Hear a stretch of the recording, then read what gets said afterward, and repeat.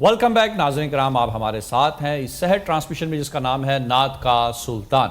ہمارے دوسرے کنٹیسٹنٹ اس وقت موجود ہیں ہمارے ساتھ، گجرانوالہ سے تشریف لائے حافظ محمد خضر۔ آئیے سنتے ہیں بارگاہ رسالت مآب میں نذرانہ عقیدت۔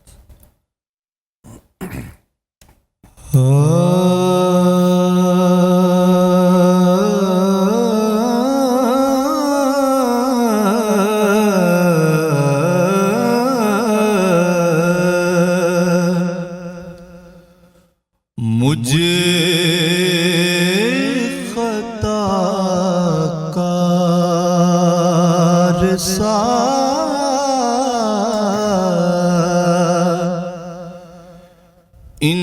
انسان مدینے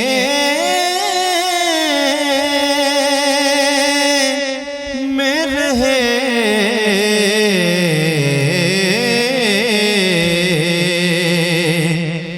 مجھے خطا کار سا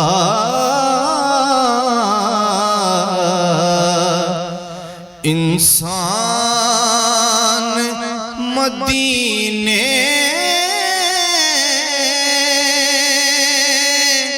میں رہے کہ بن کے سرکار کا مہمان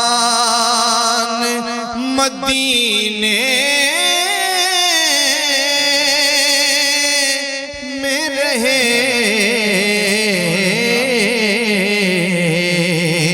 بن کے سرکار کا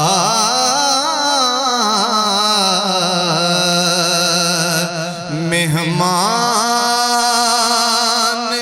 مدینے میں رہے۔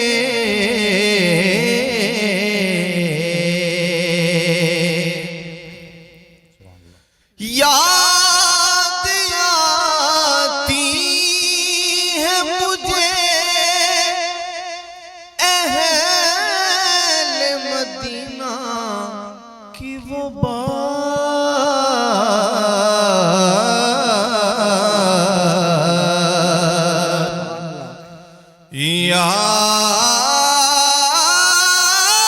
یاد آتی ہے مجھے اہل مدینہ کی وہ بات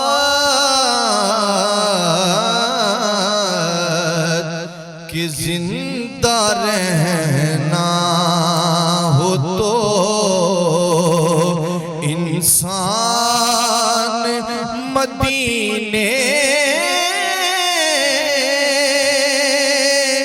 میں رہے، زندہ رہنا ہو تو انسان مدینے میں رہے۔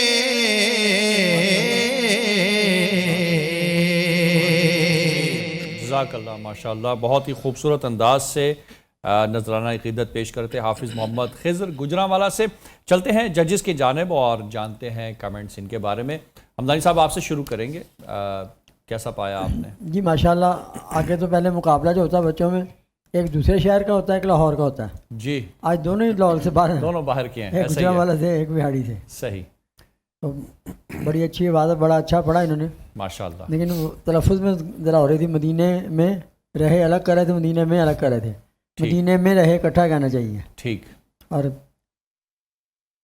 یاد آتی ہے مجھے اہل مدینہ کی وہ بات، جی، مجھے خطا کار، اس میں بھی آپ نے سانس لیا، مجھے خطا کار سا خطا کار کو الگ کیا، سا الگ کیا آپ نے، ایسے ہی ہوا تھا نا؟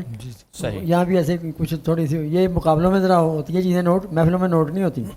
صحیح، بالکل مقابلے کا محفلوں کو یہ ماشاءاللہ بڑی عمر ہے نا، بڑی محفلوں کے ماہر ہو جاتے ہیں نا اس عمر میں.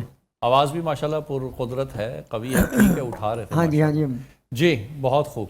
انتخاب کلام کے حوالے سے زین صاحب؟ بس میں کوئکلی یہ کہ اعظم چشتی صاحب کا کلام زبان زد عام ہے اور ہم سب سنتے ہیں اسے. بس یہ ہے کہ ایک تو یہ کلام ریپیٹ ہوا ہے، تو یہ بھی ایک مقابلے میں ایک بڑی اہم بات ہوتی ہے کہ جب آپ کسی مقابلے میں ہیں تو آپ ظاہر ہے کہ اس تسلسل کے ساتھ جڑے ہوتے ہیں کہ کون کون سے جو کلام ہیں وہ آ چکے ہیں.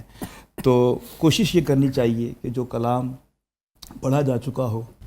ہاں یہ ہو سکتا ہے کہ اگر آپ اتنے پورے اعتماد ہیں کہ آپ سمجھتے ہیں کہ جو کلام پہلے پڑھا گیا ہے میں اس کو اس سے بہت زیادہ آگے پڑھ سکتا ہوں، کیونکہ ہم نے کوئی قید تو لگائی نہیں ہوئی تھی آپ کو، تو اس لیے کوئی اس میں آپ پریشان نہ ہوں، اس میں کوئی بھی آپ کا نمبر نہیں کٹ رہا، لیکن میں صرف بتا رہا ہوں کہ امپیکٹ ہوتا ہے کسی چیز کا. صحیح. ابھی آپ مقابلے میں اس وقت تشریف لائے ہوئے ہیں، اگر آپ کسی محفل میں بھی جاتے ہیں جہاں پر کہ مختلف نعت خان جو ہیں وہ اس میں شریک ہوتے ہیں، تو اگر کوئی ایسی نعت کہ جو آپ کی باری سے پہلے کوئی اور پڑھ دے تو انسان کی کوشش کیا ہوتی ہے کہ میں اب اس کو بدل لوں.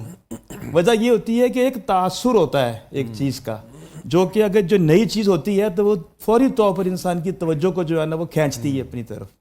تو تھوڑا سا اگر آپ انتخاب کلام میں ذرا کچھ نئی نعت لے کے آتے تو اس میں زیادہ ایک آپ کے لیے بہتری ہوتی. باقی تلفظ میں تھوڑا سا مجھ پر ذرا زیادہ لرزش دی آپ نے، مجھے لگا ایسا.